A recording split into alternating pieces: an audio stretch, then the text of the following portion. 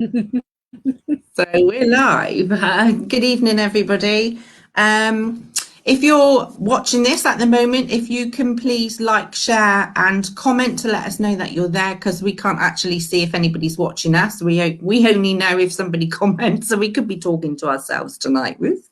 Tonight, I'd like to introduce everybody to Ruth Lerew, and it's actually Ruth's first anniversary tomorrow, yeah? Yeah, it is. Of when she first caught COVID. And she's actually been struggling this past year with the effects of long COVID. So how are you actually feeling today, Ruth? Not so bad today. I've got less brain fog. I'm just coming out of a 2.5 week quite bad flare up, I would say, probably the worst one I've had. So it's nice to be up, dressed and functioning again, which is good. Yeah. So when you first got COVID, what were your initial symptoms, and how did that affect you? Initially, I had diarrhea and sickness, and actually thought I'd got just a sickness and vomiting bug. I had 2 quite severe days of that. And then, although I felt quite depleted, I had a day at work and worked that following day. And then I think it was the Saturday, I woke up in the morning and I couldn't breathe properly. And then I had 14 clear COVID days of, quite severe illness, really. Chest pain, breathlessness, I had no voice, a cough, headache. I've never been so ill. It's the most horrendous. It was horrendous. Yeah, horrible. So to be here now, I feel very lucky and very grateful, because it was an awful thing, and at its very low point, I think it was on about day 8, I wrote a letter to both my children thinking I wouldn't wake up the next morning. I was that ill.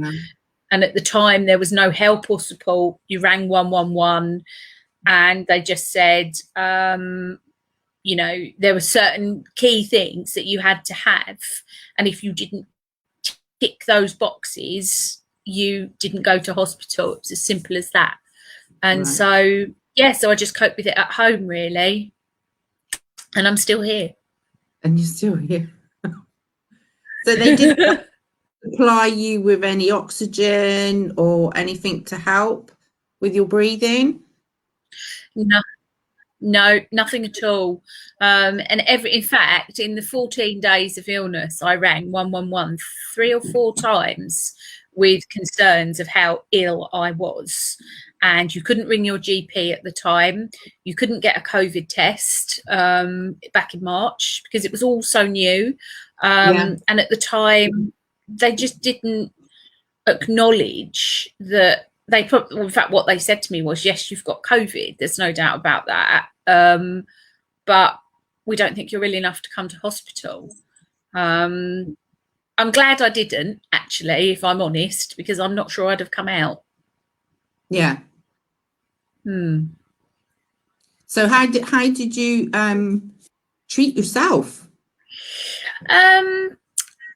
Well, I don't know. You just go into this very dark space when you're as ill as that. I was fortunate enough that I'm married and I live with someone who was able to help me get up, toilet. You couldn't walk. I couldn't walk to places. I had to have assistance. I couldn't breathe. So I don't know how I got through it, really. If I'm absolutely honest, a lot of sleep, a lot of self-belief that I wasn't going to die. I did think I was, as I say, day 8. I thought, that's it, I'm gone. I woke up about 2 o'clock one morning and just thought, I need to write letters because I'm not going to live through this. Don't know how I managed, really. I just did. I just managed to get through it. I'm a positive person, and so I just kept saying, tomorrow will be better. That was my Yeah. mantra. Tomorrow will be better. Yeah. So how long then, like, sort of, did you initially get better and felt well within yourself, or did that Yeah. feeling being poorly continue? So after about 14 days, I was very, very weak. It took me probably about 3 weeks, I would say, to start to rebuild. At one point I couldn't even walk from the lounge to the bathroom. Walking up the stairs was almost like having to relearn to do things. Right. Um, One of the issues with long COVID that subsequently been found out is you feel like you're in a brain fog, and there were things that I just couldn't remember how to do. Even speaking was hard, and it was just exhausting. And so I began to recover, but it took me a good few months, sort of May, June, I started feeling better. And then throughout the summer, I had kind of really good days and not so good days. And then about September time, I started to feel quite unwell at the end of September. But I had just had quite a bad bereavement. My mum had just committed suicide. And I think the stress of that just flared back within my immune system. So it was a case of managing it for the months, of knowing what I was capable of. And I used, I went onto the chronic fatigue syndrome site, because a lot of people were talking about chronic fatigue, and it's so similar. It's got such similar parallels to it. And so I used the pacing that was available on the chronic fatigue site, which I found incredibly helpful. Mindfulness, I used a lot of mindfulness techniques, breathing, breath work. I'm a Reiki practitioner, so I use Reiki. I'm a sound therapist, so I use sound. And I'm so grateful to have those things in my toolbox to be able to use to help me got through that. But when I dipped again in September, at the end of September, I find that it's when I don't manage my energy properly, or I get stressed, then I have massive flare-ups, so that they put me in bed. But the pain in my chest is constant. It's like my ribs are on fire. That never goes away. My voice, if I'm tired, becomes very hoarse. It's affected my voice. I could write you a list of symptoms: rashes, diarrhea, and it's just intermittent, and there are no triggers. I think that's one of the hardest things, is you're never sure when it's going to arrive and come at you either. So it's been a real roller coaster of how to know how to handle it. Yeah. But it's really good that you got the support of partner Definitely. to lean on, isn't it? So cool. So as you said, like, it's really good that you've got these tools that you can use for yourself, whereas a lot of people probably haven't got those tools, have they? No. And like, sort of, how would they manage? So there was no specific medication or anything that you were given or you prescribed? No.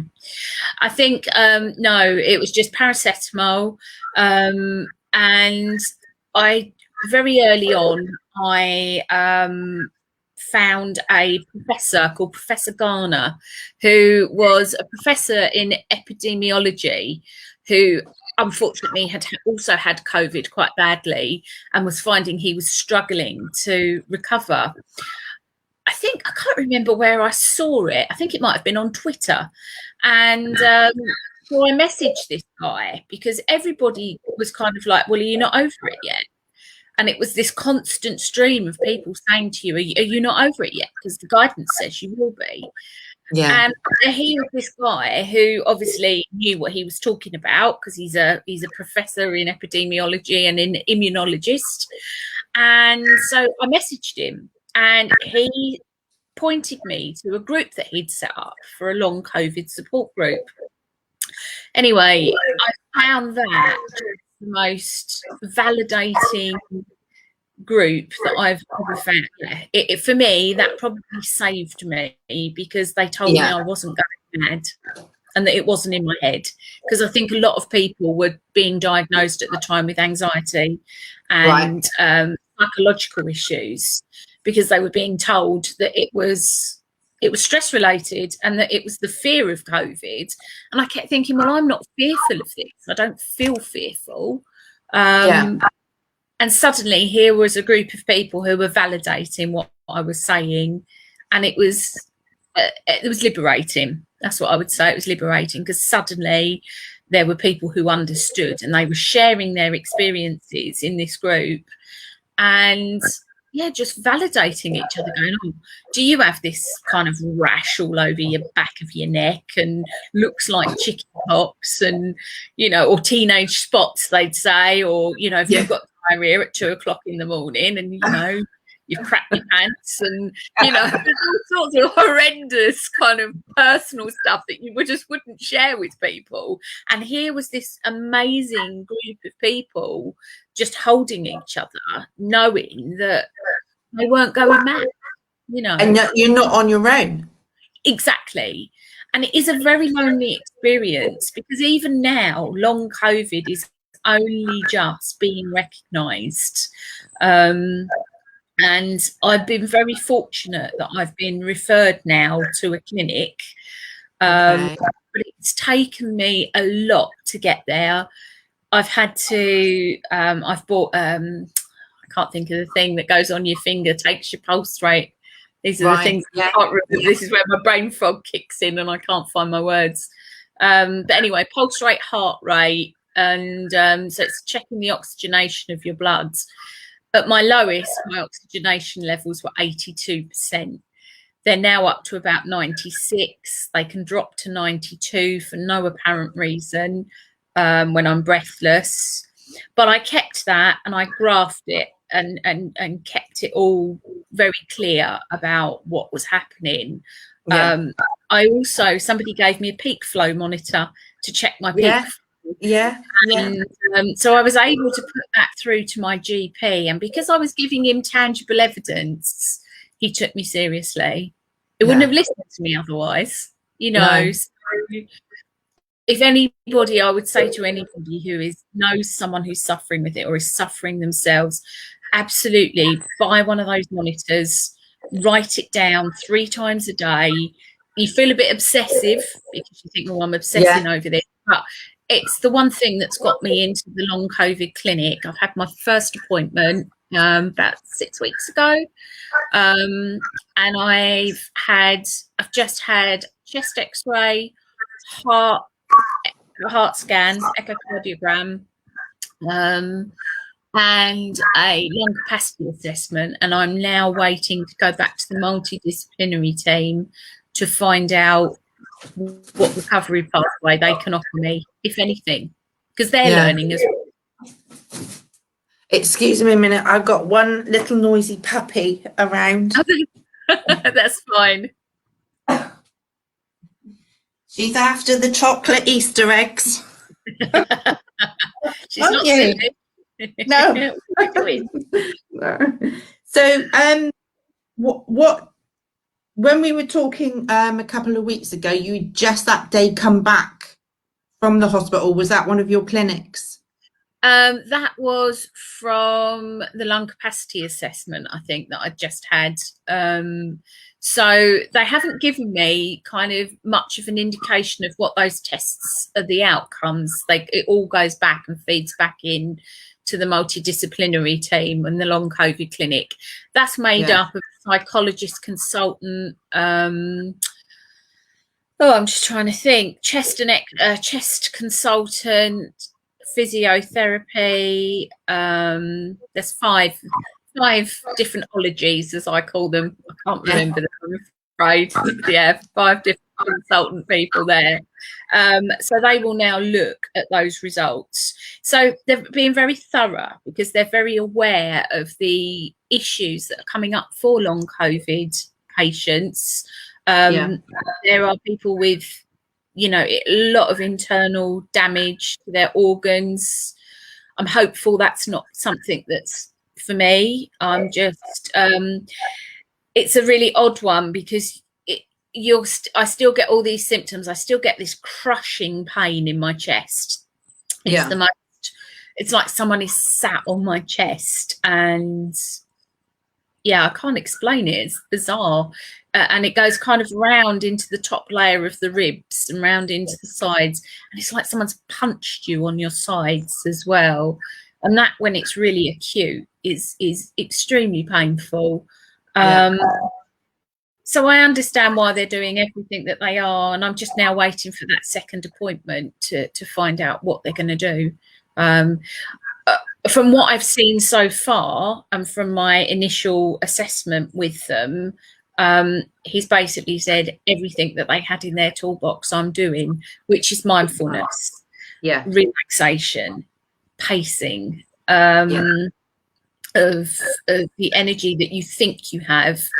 And it's changed my life in that perspective, because you don't realise how much you actually expend on small things like getting out of bed, having a shower, getting dressed, bending over and trying to put socks on. I'm like a 90-year-old.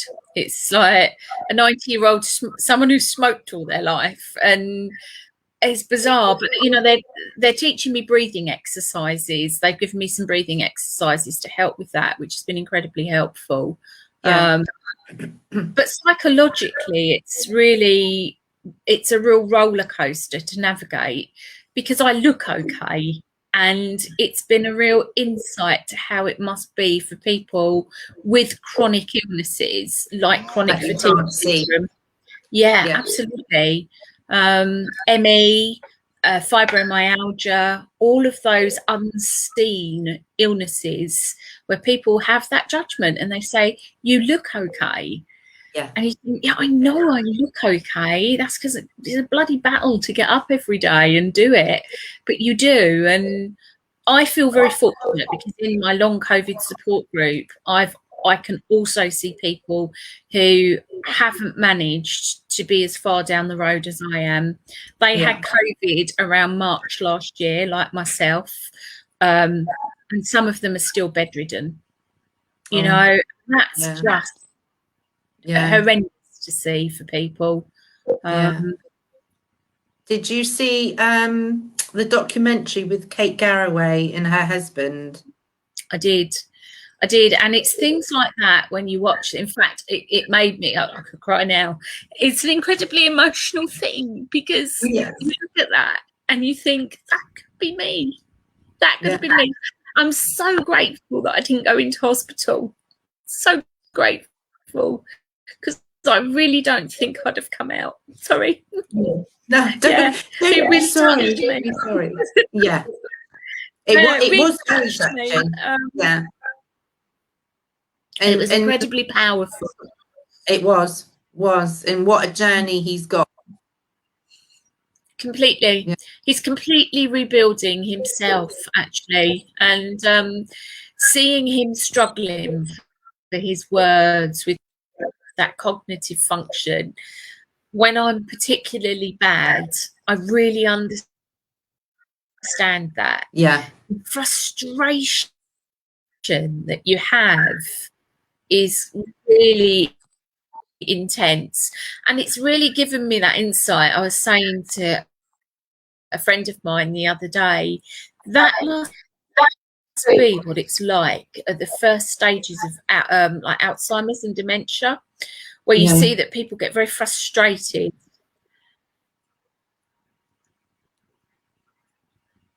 Just a little bit on that now.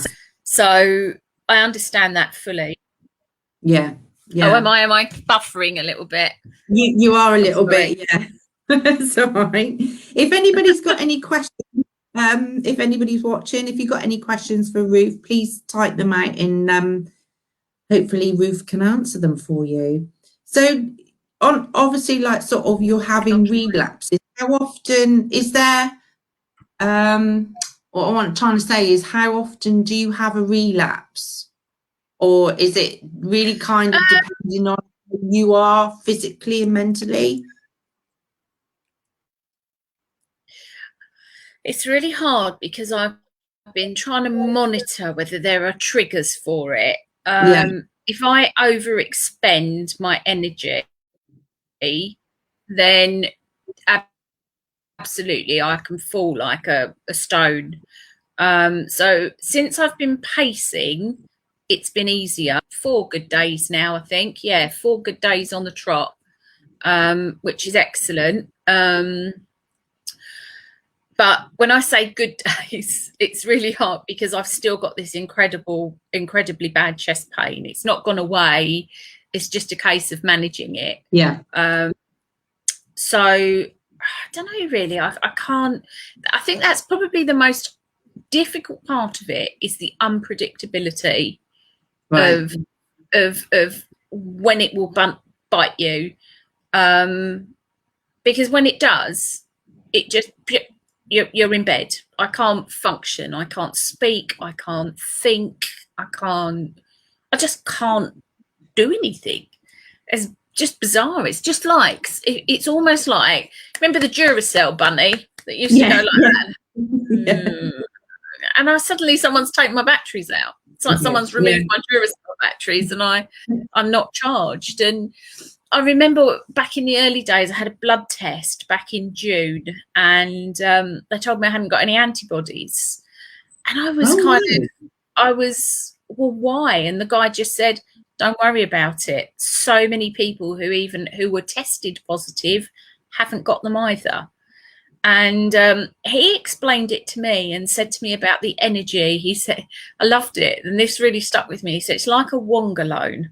He said, you take too much on a particular day and then you spend the rest of your time paying it back with interest. That was how he described it. And I loved that because it was something that I got. You know, when people put things into that kind of perspective, it really makes you kind of understand. So it's been about pacing and really understanding. And somebody sent me something about spoons, that if you have 15 spoons of energy every day and then 4 spoons are working, 4 spoons are driving the car, 4 spoons are shopping, 1 spoon to get up, 1 spoon to get dressed. If you work it out on that chart, you realise actually you haven't got that much energy to give of all the things that you were doing, and you've probably constantly been running on reserve. Yeah. And I think we all do so much, don't we? Particularly when you're a working parent, and, you know, crikey, people have had to multitask over this pandemic with being working, homeschooling, running a home, trying to I don't know, Joe, whatever his name was, morning, whatever, you know, to keep fit. Like his There's been a lot of pressure. Yeah. That's it. Yeah, in some ways, COVID saved me from that. Yeah. So, so when you have your relapses, do they vary in time of you being able to get over them? They do. Yeah, they do. I can have, sometimes if I've just overdone it, it can just be a couple of days. And then in the last few weeks, I've had a particularly bad flare up. I had a week off work. I'd been back to work and I was working quite hard, and I'd had a lot going on. My mum had her coroner's inquiry, so we'd attended that. And then I think working very busily, and then suddenly I just took a week off and I crashed. And so I had a week's leave and then had to ring in sick because I just didn't recover from it. Whereas before I'd had kind of bite size where I could have 3 or 4 days where I'd think, oh, I'll get over that. I did this time. So I ended up back at the doctor's, and who I have to say, I have been very fortunate to have very supportive GPs, because I know a lot of people haven't. And yeah, they just signed me off and said, you need to take 2 weeks now to rest. You must rest. And I have to say, it was enforced. You know, when at its peak, you can't even read a book, you can't watch television, you can't speak on the phone. You are just sat because nothing functions. If you try to read, it's just the most tiring. It's normally it's something we sit to read to enjoy and to be quiet, isn't it? And you can't do that with long COVID because your brain is still trying to work, and the energy it's trying to expend is just far beyond what you've got to actually kind of deliver, really. And even if I do read something, it's gone. It's like, my short-term memory has become really bad. I've really worried about that with regards to short-term memory. There's parts of me that have thought, well, I'm 50 this year, so it's, you know, it's part of my age, it's part of kind of a hormonal thing. But listening to the other people in the group, you know, you've got young 20, 22, 25-year-old women saying exactly the same. So again, it's good to have that validation from people. But what I would say to anyone who has had COVID and who is experiencing the fatigue, post-viral fatigue from it, is that people do get better. There are success stories, and I think that's the essential thing to remember. It doesn't feel like you're going to get better when you're in the middle of it. No, of course not. And it will be interesting now to see how this diagnosis progresses as being such a novel thing for them, because they just do not know, and the level of damage to the different people is quite substantial. There's people with heart defects, there's people with reduced lung capacity. That's something I know is definitely for me. I've absolutely got reduced lung capacity. My peak flow shows me that. But they're things I hope that can be fixed. So yeah, I've just got to wait and see now and get my second appointment and find what's moving me forward. So, and again, Reiki, mindfulness, sound therapy, I couldn't have done it without them. They've been saving graces for me, really, and that I've talked a lot in our long COVID support group about people going and having complementary therapy, because it will help balance them. It will help balance their minds, the meditation. It really, guided meditation has been so helpful, so helpful. It's gonna, it'll be interesting to see how it unfolds now. A year on, tomorrow's a big day. It's a year on. I'm grateful, but there's also that mixed feeling of, has this really happened for a year? Crikey, you know, and it's changed my life. You know, I'm you know what I was like, Dawn, before. I'm mad. I'm like on it all the time. I'm out, I'm about, I'm doing stuff, gong baths, and you know, but I just can't. I just have had to completely surrender to become almost a completely different person, which has been really hard. So how much has it really affected your mental health then?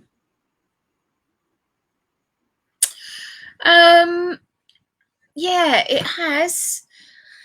I've had really dark days. I think when you have a particularly bad flare up, there are days where I've cried a lot. You know, I think it's like a grieving process for the person that you were rather than the person that you are now. You're grieving your old life. And that's really hard to manage. And for me, particularly, as I say, this year I've had a lot of grief. It's been a really tough year. I think a lot of people have, but I don't single myself out in that. This year, Well, I mean, you've had added though, haven't you, with your dear mum? You've had all that to contend with as well. Yeah. I've had friends, lost friends with COVID as well. And I think that it's sobering. It's just this sobering thing to have come through it the other side. And I think what's interesting to remember, and a really big focus for me, is people die of COVID, but more people get better. Yes. It's a really essential thing to say, is that we mustn't live in fear of what this virus is, because for me, people have got better. People have died, but people have got better. And we don't see that statistic. We see the gloom, and we see the terrible, death toll that is being recorded. And I personally will love to see in the future that unpicked, because 28 days of a positive COVID test doesn't mean you died of COVID. It could mean you got hit by a bus, but you were 28 days prior to that, you were tested positive for COVID. And people have COVID and are asymptomatic as well. So you can test positive, but be absolutely fine. It's bizarre.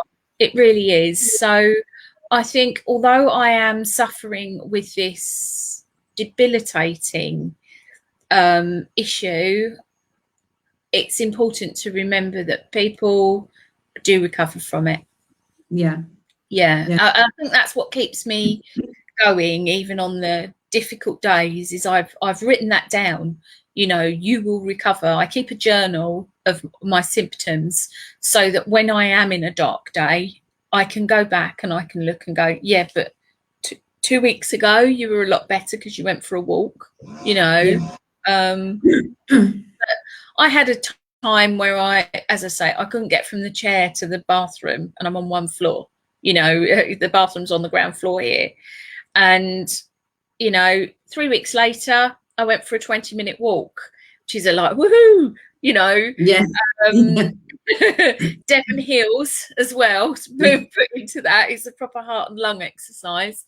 But I've found that I get what they call post-exertional malaise. So if I do exercise in any way that is anything that my body thinks it's got to expend any energy, I immediately will have a flare-up.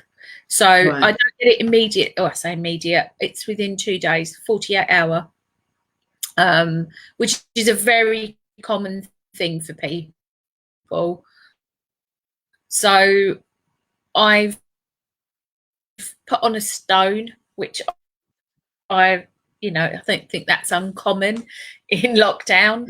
But for me, I'd worked hard to get my weight to a good weight, and I was healthy and fit.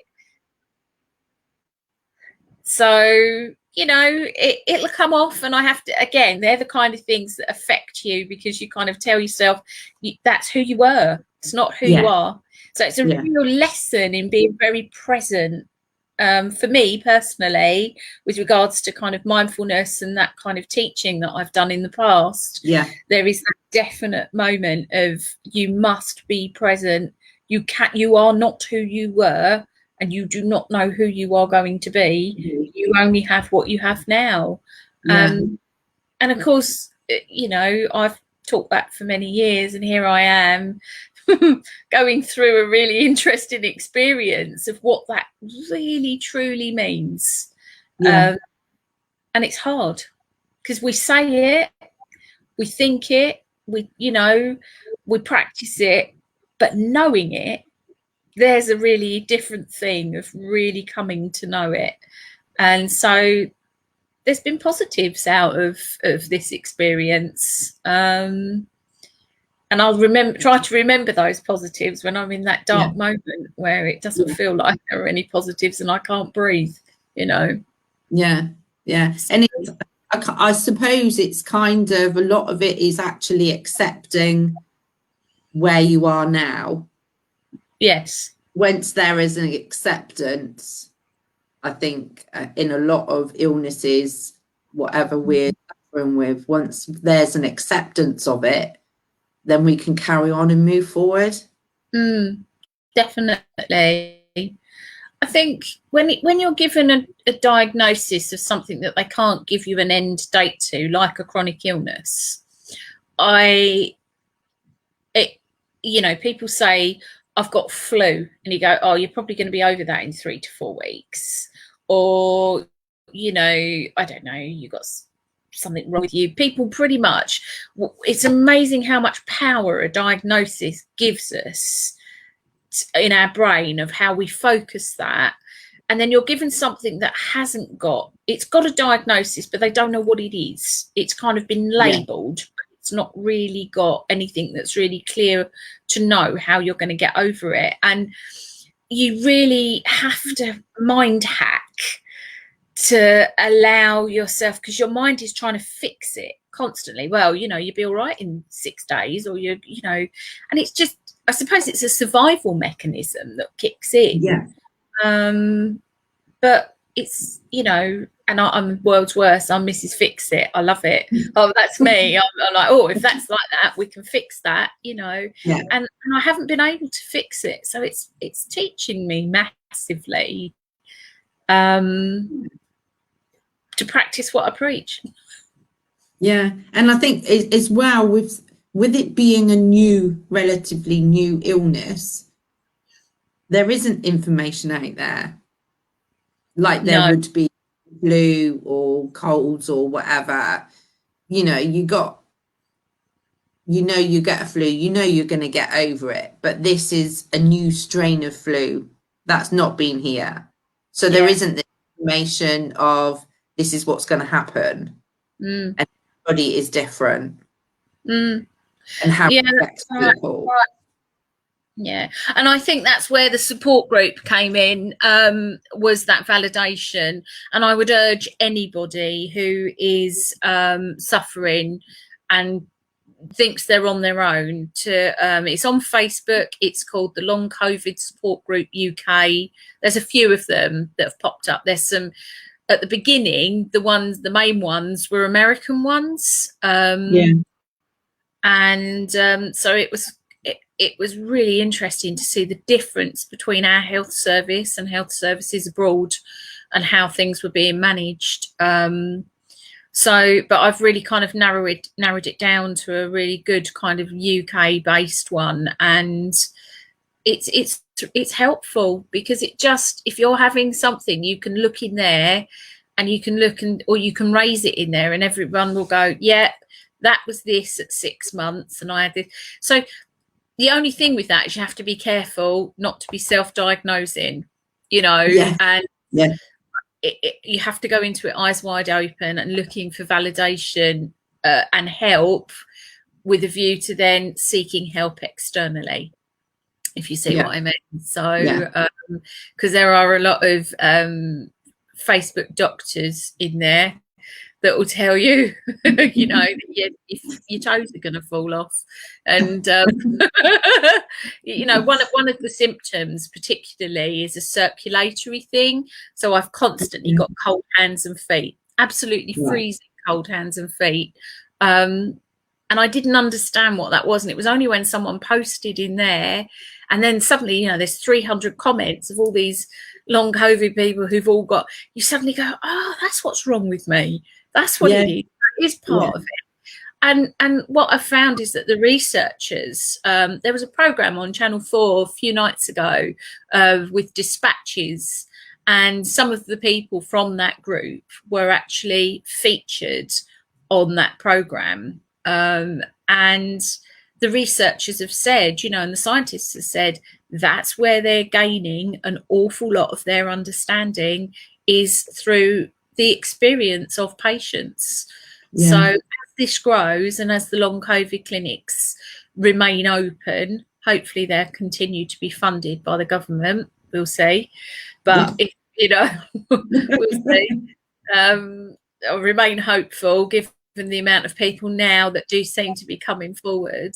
That that experimental kind of discussions that are happening in the multidisciplinary teams, they're going to be able to put patients' notes together, and they're going to be able to say this is a concurrent issue for patient A, B, C, Z, and they'll be able to bring that research together into a more centralized thing. But it's going to take time. It's going to take time. So for me, I was unlucky. I got it very early on. And I think people who had it seem to have had it in March and April. I don't know if it was a different variant. I'm not sure, or whether it was just particularly virulent because it was early. But they seem to be the ones, certainly, that have had the most debilitating situations and have gone on to have quite severe long COVID, particularly the ones that weren't hospitalised. Yeah. Oh, dear. Yeah, indeed. Sorry, go on. No, I was just going to say there was a really interesting article about that by the BBC as well, about people who weren't hospitalised, who actually psychologically as well then didn't have the support of the breathing with the physiotherapists, and they believe that has had an impact. So they're starting to recognise it, which is good. Yes, yeah, definitely. So will you sort of obviously everybody's working from home, were you still able to, when you felt well enough, still able to work? Yeah, I've been able to work from home, which has been good. I've been fortunate that my job allows that, to be able to do it. I work for a really small business there's only 3 people in the business. So having had time off sick recently has had a massive impact. And I'm really aware of that. And I can feel very stressed about it because I know I'm very conscientious and I don't want to put my colleagues under pressure. So I found that incredibly hard, having time off sick.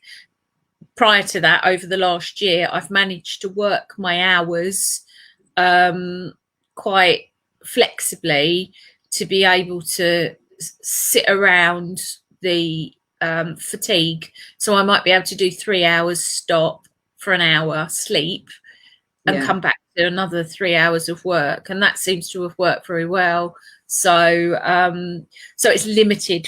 I'm very, very fortunate because it's limited my time off sick. But there are people who are, since last March, have just been off sick and are terrified about losing their jobs, their homes. And again, it's part of that support network. I'm fortunate to be able to hopefully provide, I hope I can provide some help and support to others. You can't give them the financial help, but hopefully by saying to them and sharing stories that there are survivors, there are people who come out of this. It's not going to be like it forever. It gives them hope and some positivity to continue, really, to try to fight it. But it is hard. And there have been suicide rate amongst long COVID patients has been high. It really has. And that's another thing that you don't hear about, isn't it? No, you don't. Exactly. And I think COVID generally, I've experienced that this year. My mum committed suicide in September. My mum had COPD and was shielding, and the loneliness and the fear for her, particularly at 75. She'd been in hospital. She was terrified she was going to get COVID. She had 3 stays in hospital. Amazingly, she didn't. I had no idea how she didn't get COVID because everyone on the ward had it. But, unfortunately, she was given medication that didn't work for her, sent her into a psychotic episode in August, and she never recovered. And then in September, she decided she'd had enough and just wasn't going to live in that fear anymore and just committed suicide. So COVID being one of the issues. So, you know, it is the unseen statistic, really, probably around deaths, because it will be something that's probably not going to be as apparent until we look back and reflect out once people are outside and we've moved forward, hopefully, from this wave and this pandemic. It will be looking back on the effects of the pandemic generally, really. It's going to be big. Yeah, and really sorry for your loss. You know. Oh, thank you. Yeah, poor mum. She just, you know, my beliefs are very spiritual, and I feel very I'm amazed by her courage, really, to have taken her life. It took a lot of courage to do what she did, to have reached that point of no return. But, you know, it just leaves carnage for those left behind of so many questions. What could I have done differently? You know, it's been incredibly hard for so many who've had suicides over this period, and deaths generally from COVID. That whole detachment of not being able to be with someone at that last moment, you know, it's inhumane, really, of how we as a nation grieve and how we behave as human beings, want to nurture and share that moment. It doesn't make it easier, but there's something about being able to be there, have those last words. It's saying your goodbyes, isn't it? It's being able to say so goodbyes. Essential to that, to the whole grieving process. It's just so essential. And it's been something that's been really robbed of people over this last year, with funerals not being, you know, people have had to attend funerals online. We were fortunate we were allowed 30 people at mum's funeral, which, you know, I had friends right at the beginning. A friend of mine my friend Jane lost her dad right at the beginning, and they were only allowed, I don't think anyone was allowed. I think it was all done online, if I remember rightly. It was right at the beginning of the pandemic, so everybody was online. We were completely locked down, and that's just been devastating. You know. So, and it just, I think grief is a huge thing. And for me personally, I've just had that journey this year of losing who I was through this long COVID, and as I say, having to be quite present with knowing that this is where I am and this is who I am right now. And then losing as well, having that grief. And we've had uncles, and crikey, it's been one of those years where you think, crikey, there must be a queue to get in if there are gates up in heaven. You know, so I wouldn't want to be the booking clerk. No.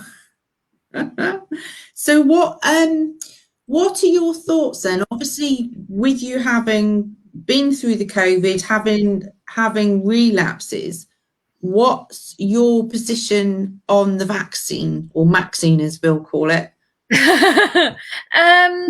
For me now, I'm not having it, with regards, and my decision on that is I have no idea what's going on with my body. My immune system, when you read about long COVID, and I've done a lot of research, you know, there for the different research groups, it's all around cytokine surge and inflammation in the body. That cytokines are your inflammatory markers that come to your aid when you're under attack in your body. So it's an overactive immune response, which can turn, for a lot of people, fatal because it attacks their organs. So that seems to be the thing that people are talking about right now, to stimulate my immune system again with something else and attack it. I'm just not going to put myself in that position. There is a risk that I could get COVID again. So it's a really interesting one to sit and battle with. Do you take the jab and then think, I'm going to go through, you know, a potential reaction? And I have to say, for me, vaccines, I had I used to have my flu vaccine. I was always had a reaction. I was always poorly after my flu vaccine. Yeah. So when I came out of the NHS 10 years ago, I stopped. Is it 10 years? Yeah, it must be about 10 years ago. I stopped having my flu vaccine. And on the last time that I had it, my tongue was swollen, my lips were swollen, I had rashes. And I swore I'd never vaccinate because of it. And up until now, I've been healthy. I've not had I've had colds and coughs like everybody else does, but I keep quite a healthy immune system. My immune systems and responses have been strong. So for me, it will be a case of waiting till there's more data about long COVID patients. At the moment, from what I've seen, there are patients who've had it who report feeling better. I would say that's about 40% of the group that I've seen. The other 60%, I would say 30% have had it and have said the other 30% have had it and gone that they've not had any, it's not taken them any further forward, but not taken them backwards. And there's 30% that have had a really severe reaction and have wished they've never had it done. So it's so high. That's quite high as well, isn't it? It is. So it's hard to know where to pitch it. So for now, I mean, I'm not 50 till August, so I haven't been called. So the way I'm looking at it is I haven't had to look at it, but I'm not feeling it. Long COVID's killed me with regards to like the look of it. So I'm not 50 till August. So I won't be, I haven't been called. So I haven't got to make a decision yet. So all the while there's new data coming forward. I don't feel confident about it if I'm at all, and it's going to take a lot of conversations with the medical teams. Yeah. Before I probably will feel able to make an informed choice on it. That's what I'd say. There's so much, take the vaccine, take the vaccine, take the vaccine. And people don't want to talk about it. They think that everyone wants to come out of lockdown. Absolutely. But when you're in a situation where your immune system is really compromised or you've had reactions, to tell people you're not going to have it, oh my God, the hate and the anger towards you is really quite tangible. So it's going to be interesting to see what happens. I've had lots of conversations with friends about it who are nurses, and I've been preached at a lot over it and about how selfish I am if I don't have it. And what I'd say to anybody is we are all different, and do not be bamboozled into something if you are not sure. Do your research, proper research, I would say as well. Good quality research. Go and look. Put your list of questions together and go and talk to people about what your concerns are. Because if it doesn't feel right, all the while, if you then go against your own intuition, you will battle with yourself. I've kind of had this with me, not just with me, but with obviously Oliver can't make informed choices for himself. So he got called up for his before I did, because him being vulnerable. I'd already kind of made up the decision for myself because, like you, I had bad reactions to my flu jabs, which I get offered because I get asthma. And again, I would rather try and keep my immune system well than put something foreign in my body that could potentially give me another reaction. For my point with Oliver, because he's got cerebral palsy, which is brain damage, so it's neurological. Looking at data that's come out so far with the injuries from the jab, a lot are to do with neurological issues. And I don't want to kind of be in the position to say, yes, carry on and do it, and then damage him further. So, I mean, I have had the conversation with him, and he no, but then he says no to quite a lot of things. So, but he can't really kind of make that informed decision by himself. So I've had to make it for him, which is, I mean, I must say that our GP surgery are really, I mean, I've had the NHS letters come, I've had text messages, and I've had the GP ring up. And at this moment in time, I'm undecided. And that's okay.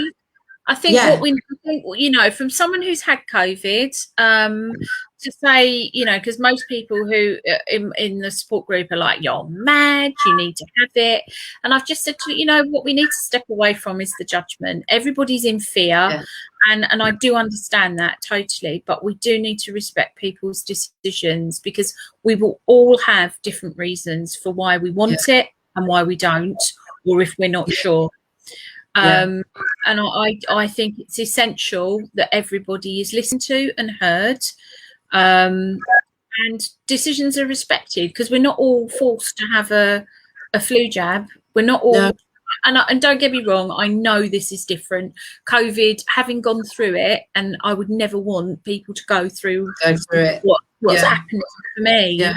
Equally, I'm of the opinion, I'm a very open-minded person, and I think it's essential that people feel okay about it. And if they're not feeling okay, it's about finding why you don't feel okay. That's the essential thing. What is it inside you that feels wrong? Find out, explore that, and don't feel judged if you decide not to take that choice. Undecided is okay when you've got legitimate reasons to be questioning what the effects of that will be, and that's where I'm at. It's undecided because of the legitimate reasons and the lack of data available, and my own personal responses and experiences of vaccines, reactions. I'm allergic to all sorts of antibiotics. And I have in the beginning, when the jab first came out, didn't they say that they were people that have had reactions to things in the past? Did they not say then that they weren't giving the jab to those? Or is it? Yes and no. I mean, it's interesting because my husband David had his jab yesterday, and the information and the literature that came through with his invite when he booked his jab was really kind of sitting on the table for me. It was kind of like, don't book if you feel you're unwell or you've had a reaction. It doesn't say talk to your GP. And I think when yesterday, it was quite interesting because I was asking him about the triage of what had happened. And that was quite an interesting thing, because he was signed in, he had to say who he was and all of that stuff. And then he went to the next person and they were, do you consent to your jab? Now, at that point, he said to me, he was a yes. He just took it that he turned up and he was going to have it. But if you didn't and you just said, actually, I'm not sure and I've got some questions, there were clinical people there to talk to you, to try to kind of reassure you of what your concerns were. Whether or not you'd be turned away, I've no idea, because there seems to be, looking across the spectrum of information that I've seen, very different experiences about it. So some are saying that they've been told not to, some are saying they've been told that they can, and they've both got the same symptoms. So there's no consistency. I think that's probably one of the most difficult things in trying to make a decision. There doesn't seem to be consistency about it. And of course, once you've had it, you can't go back from that. So I think undecided is an okay place to be. There is no rush, and if you're staying safe and you're doing all the things that you need to do to avoid transmissibility, then that's essential. And ultimately, when we go back to where the government started with this for us all, as well is about protecting the NHS. It is about protecting each other, but it's about protecting the NHS and it not being overwhelmed, which is where we would have been. Now, so many people have taken up the vaccine. It's hopeful that that won't be the case. Yeah. Yeah. So it'll be interesting to see how it evolves. It will. Yes. And I'll let you know whether I eventually decide to go ahead. And but I do want to see more data about it before I commit, given the range of circumstances that I feel like I'm in. And neurologically, as you said, for Oliver, I know how I have felt with COVID. And if there are those neurological symptoms that will come for somebody who has already got, you know, a challenge in their health, I think it's essential that that there is an understanding that that is not going to make things worse for him. So definitely. You know, but I hope that we can kind of meet again in 6 months, and I'll be able to say to you, you know, I've been to the long COVID clinic. They've given me a recovery pathway, and this is how it's worked and how things have been. And I hope that I'll be symptom free. Who knows? It's such an unknown. But right from the beginning to where I am now, I can only describe it as I've just felt as though my body was under attack, and still is. You know, good days, it's not so bad. Other days, I have to live with that attack and know how to manage it. Yeah. And when you're feeling well enough, you must come over and have some healing. And that would be lovely. Definitely, that would be so lovely, and it would be nice to see people again, not just on screens. And, you know, definitely. Just opening back into society. You know, there is anxiety for people, I think, where they have shielded. It must be very hard. And, you know, I'm fortunate we live in a very rural place. No one passes the door. So lockdown for us has been relatively no difference to us. You know, the limitations of we've managed not to kill each other. Poor Dave, bless him. I ought to say that actually, as an aside, is as a carer, he's had to almost become my carer at times. So from that point of view, I'm very grateful that I've had somebody around me to help me and support me. You know, I've had loving friends and family, which has been essential. But there are people who've not been as fortunate and are on their own. So I really feel for them. But bless him, overnight, suddenly he almost became a carer. And when I am in a flare-up, everything goes on to him. He has to do everything. I can't cook. I can't. If I'm really bad, you know, I have to ask to help in the shower, which is just Miss Independent. It just doesn't sit with me at all. So big shout out to anybody who is a carer. Big shout out to the carers of all people who are, you know, managing. I know you do it on a 7-day a week, 24 hours a day. It's a huge job, and I'm eternally grateful for that. So oh, lovely. Right, we've come to the end of our hour now, and I thank you so much for taking the time to come and speak to everybody. And it's actually nice to hear, well, not nice for you, but actually to have it explained how people living with long COVID, what they're having to endure on a day-to-day basis. And like you said, everybody is different, but your journey, each person's journey is specific and personal to them. And so I thank you for coming in openly sharing your personal journey with us tonight. Thank you for having me on, and thanks for doing these lives, because, you know, the topics that you're covering are just fantastic, and I just think we need this now to be able to talk, share, and so people do feel validated and heard, and sometimes they'll go, oh my God, that's just exactly how I've been feeling, and probably weren't aware. So it's really valuable. So thank you.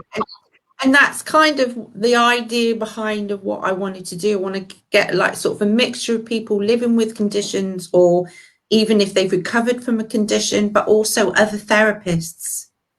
So quite often as a therapist, and you'll know this yourself, you know, quite often clients will come to you as a last resort. You know, they've gone down every other avenue medically, and they come to you as last resort. And I just want people out there to know that there are other things available as well as the Completely. medical. You know, we work alongside, we complement each other. Totally. You know, so It's interesting you saying that, because it is the one thing that I did say to my long COVID clinic was, you know, I know that you are working on a medical model, but complementary therapy has been so important for me through this process. yeah, One of the people I'm bubbled with is a gong practitioner.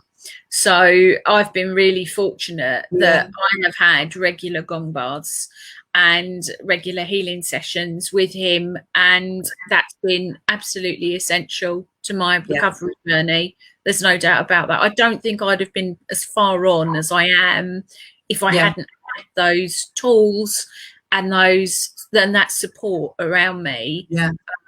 So I would definitely say to people, reach out. It's so therapeutic and beneficial to have some therapeutic complementary support whilst you're recovering. Definitely. Lovely. Well, lovely to see Thank you. you. And you hopefully, too. like you said, see you soon, hopefully in the flesh. Yes, indeed. Be lovely to see you. Thank you, Dawn. Thank you to your people that you're broadcasting to. All right. Bye. Bye-bye. Bye-bye.